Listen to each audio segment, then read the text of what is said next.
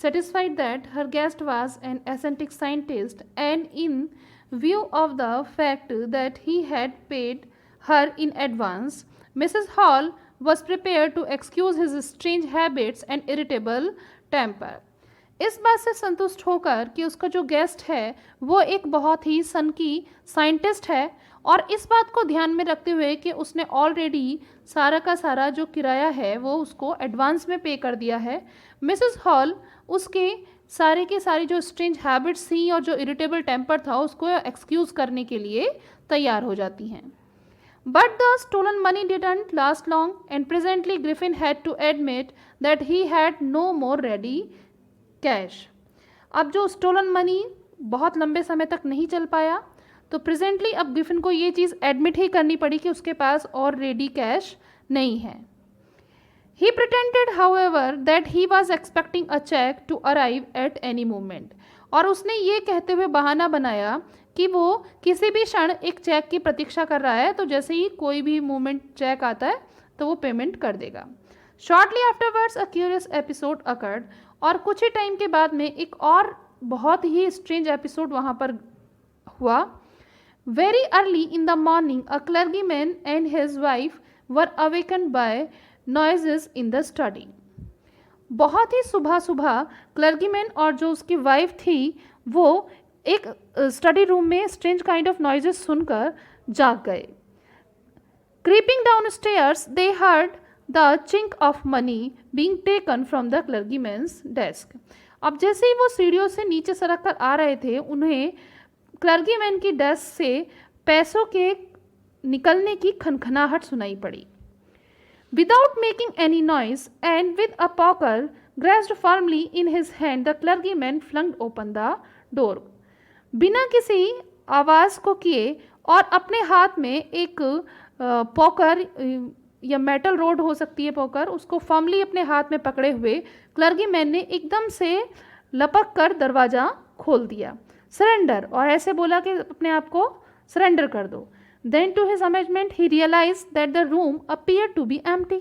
अब वो ये देखकर और भी ज़्यादा आश्चर्यचकित हो गए जब उन्होंने ये नोटिस किया कि कमरा तो बिल्कुल खाली था.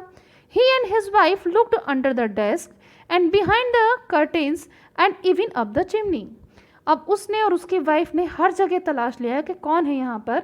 आवाज़ तो आ रही थी पर वहाँ कोई दिखाई नहीं दे रहा था, तो उन्होंने डेस्क के नीचे देखा, बिहाइंड द कर्टन के पीछे देखा, और यहाँ तक कि चिमनी तक में देखा कि पता नहीं कौन है जो दिखाई नहीं दे रहा है. There was not a sign of anybody, पर वहाँ पर किसी के होने का कोई साइन नहीं था. Yet the desk had been open, लेकिन फिर भी डेस्क ओपन थी. And the housekeeping money was missing, और घर में रखा हुआ जो पैसा था वो भी मिसिंग था. एक्स्ट्रा ऑर्डिनरी अफेयर, ये बहुत ही एक्स्ट्रा ऑर्डिनरी बात थी. The clergyman kept saying for the rest of the day. और पूरा के पूरा दिन क्लर्गीमैन को यही बात कहते हुए निकल गया कि ये तो बहुत ही एक्स्ट्रा ऑर्डिनरी थिंग हुई कि घर के अंदर कोई भी नहीं था, फिर भी मेरे पैसे भी निकल गए, सारा सामान निकल गया, क्या हुआ, कौन था, क्या था. तो something like that he was talking about whole day. But it was not as extraordinary as the behavior of Mrs. Hall's furniture a little later that morning. परंतु ये इतना एक्स्ट्रा ऑर्डिनरी नहीं था जितना कि मिसेस हॉल के furniture का behaviour था. सुबह तो कुछ ही टाइम बाद, सुबह में कुछ ही टाइम के बाद में मिसेस हॉल के फर्नीचर का जो बिहेवियर था उससे ज़्यादा एक्स्ट्रा ऑर्डिनरी ये बात नहीं थी. The landlord and his wife were up very early. Landlord और उसकी वाइफ उस दिन जल्दी उठे and were surprise to see the scientist door wide open. और वो ये देखकर बहुत ज़्यादा सरप्राइज हो गए कि आज साइंटिस्ट के रूम का जो दरवाज़ा था वो बिल्कुल ओपन था, वाइड ओपन था. यूजुअली इट वाज शट, और प्राय वो दरवाज़ा बंद ही रहा करता था, एंड लॉक्ड, और लॉक रहता था. And he was furious if anyone entered his room, और वो बहुत ज़्यादा एंग्री हुआ करता था यदि कोई उसके रूम के अंदर एंटर कर जाए तो. लेकिन आज बहुत ही स्ट्रेंज थिंग थी कि वो डोर बिल्कुल ओपन था. The opportunity seem too good to be missed. अब उनको वो अपॉर्चुनिटी इतनी बेटर लगी कि वो उसको मिस करना नहीं चाहते थे. They peeped around the door. उन्होंने दरवाजे के अंदर झांका and saw nobody and decided to investigate. और उन्होंने देखा कि अंदर कोई भी नहीं था, और तब उन्होंने ये निर्णय किया कि वो यहाँ पर इन्वेस्टिगेट करेंगे, यानी छानबीन करते हैं कि ऐसा आखिर है क्या जिसकी वजह से ये साइंटिस्ट किसी को अंदर ही नहीं आने देता है. The bed clothes were cold. अब उन्होंने नोटिस किया तो बेड कोट क्लोथ जो थे वो बिल्कुल ठंडे पड़े हुए थे. ऐसा लग रहा था जैसे कि जो साइंटिस्ट है बहुत टाइम पहले उठ गया हो बिस्तर से. Showing that the scientist must have been up for some time and stranger still the clothes and bandage that he always wore were lying about the room. अब जो बैंडेज वो पहन के रखता था, जो क्लोथ्स वो पहन के रखता था, वो भी जो हमेशा वो पहने रखता था, वो वहाँ रूम के अंदर ही पड़े हुए थे. All of a sudden Mrs Hall heard a sniff close to her ear. अचानक से मिसेस हॉल को कुछ स्निफिंग साउंड उसके कान के पास नजर आई. A moment later the head on the bed post leaped up. एक मोमेंट के बाद में हेड जो कि वहाँ बेड पोस्ट पर लगा हुआ था वो उछला and dashed into her face, और वो आके उसके चेहरे से टकरा गया. Then the bedroom chair became alive. और उसके बाद में बेडरूम चेयर जो थी वो एकदम लाइवली बिहेव करने लगी, एकदम जीवंत हो उठी.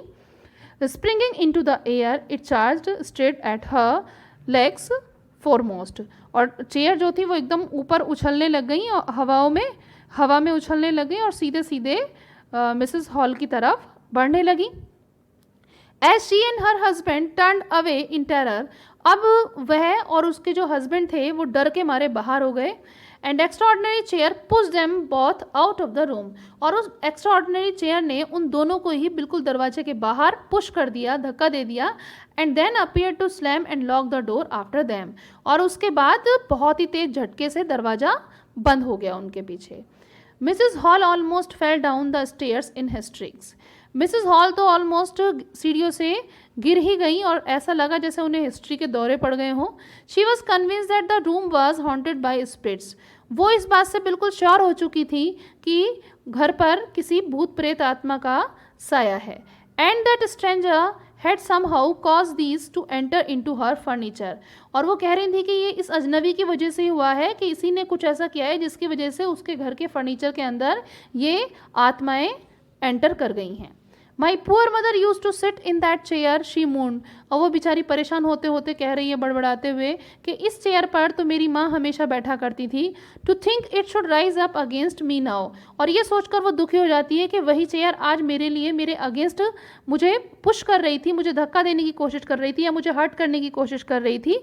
वो ये सोचकर बहुत दुखी हो जाती है. The feeling among the neighbours was that the trouble was caused by witchcraft.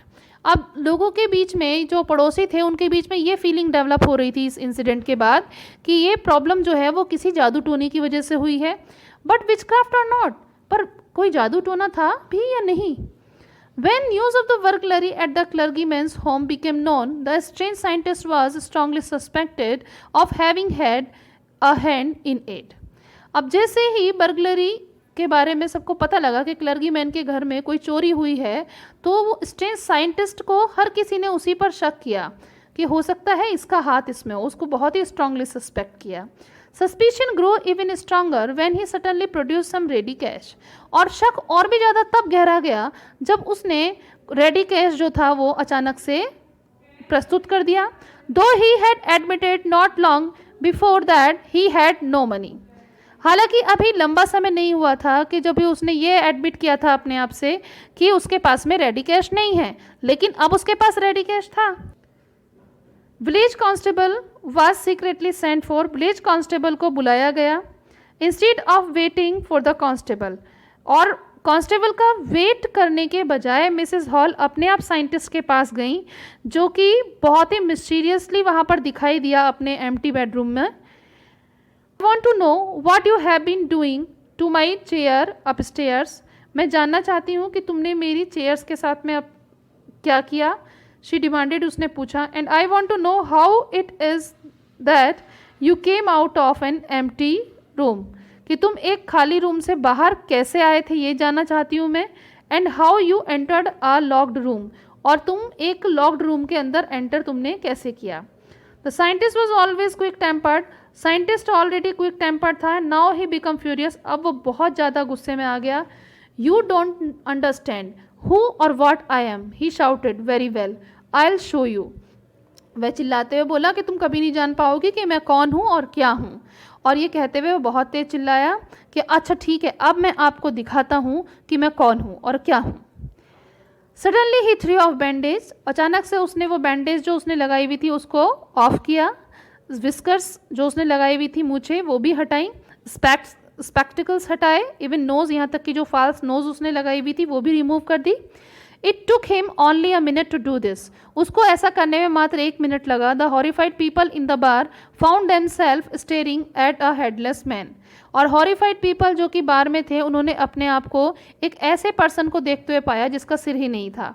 Mister Zafar the constable now arrived, mister Zafar जो कि एक कांस्टेबल थे वो वहाँ आ चुके थे। Was quite surprise to find that, वो बहुत ही ज़्यादा सरप्राइज हुए ये देखकर कि he had to arrest a man without a head, कि उनको एक ऐसे व्यक्ति को अरेस्ट करना पड़ रहा था जिसका सिर ही नहीं था।